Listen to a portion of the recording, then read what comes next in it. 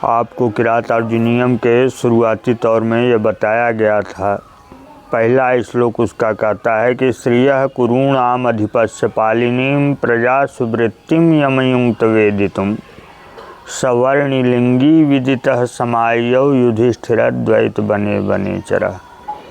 वह बनेचर जिसे दुर्योधन की राज्य लक्ष्मी का पालन वह कैसे, यानी दुर्योधन अपनी राज्य लक्ष्मी का पालन करने वाली प्रजा के प्रति अपना कैसा व्यवहार रखता है, इसे जानने के लिए युधिष्ठिर ने जिसे नियुक्त किया था वह पूरा समाचार जानकर, वह बनेचर पूरा समाचार जानकर वन में युधिष्ठिर के पास लौट आया।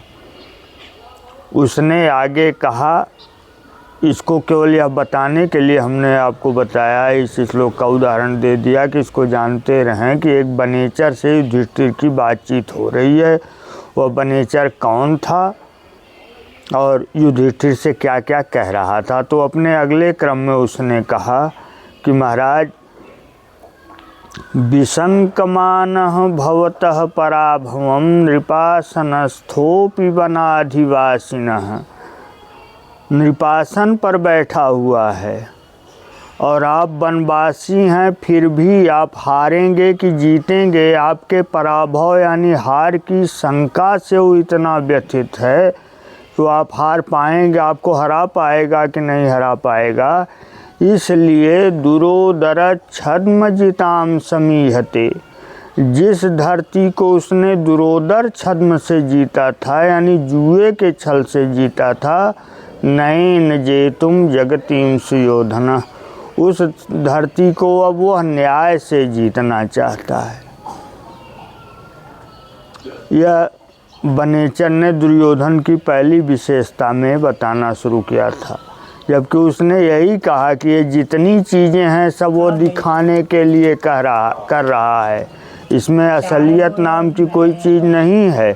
फिर भी वह आपसे सशंकित है और उसे यह मालूम भी है कि वह आपसे जीत नहीं पाएगा, इसलिए उसने यह रास्ता अपना लिया है।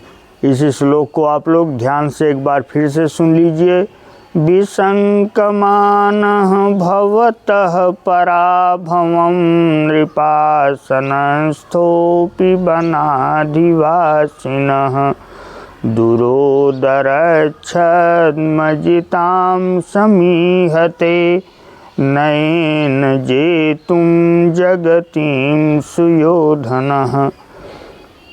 वनाधिवासिनः माने जंगल में रहने वाले, जैसे आप युधिष्ठिर से कहा उस बनेचर ने, और नृपासनस्थ जो नृप के आसन पर बैठा हुआ है अर्थात दुर्योधन।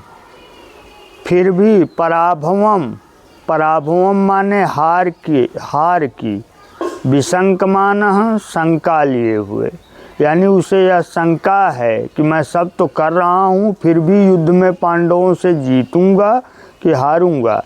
अर्थात बनेचर कह रहा है कि महाराज उसे यह शंका है कि वो आपसे जीत नहीं पाएगा, सशंकित है। किंतु दुरोदर माने होता है जुआ, छद्म छल, दुरोदर छद्म जुए के छल से जिस धरती को उसने जीता था, नैन जेतुम, अब उसे उस न्याय से अब उसे जीतना चाहता है।